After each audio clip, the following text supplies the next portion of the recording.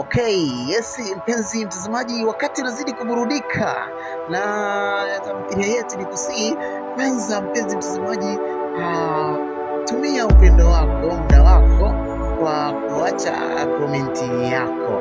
Yes, kwamba unaitizama series hii ukiwa pande zipi, ukiwa location ipi mpenzi mtazamaji. Kama unatokea hapa Tanzania, basi acha komenti yako, lakini pia taja mahali ulipo, idha mkoa gani unaona. Lakini kwa wale wanaotokea nje ya Tanzania, maybe Kenya, USA, Mozambiki, unayo nafasi pekee ya kuacha komenti yako.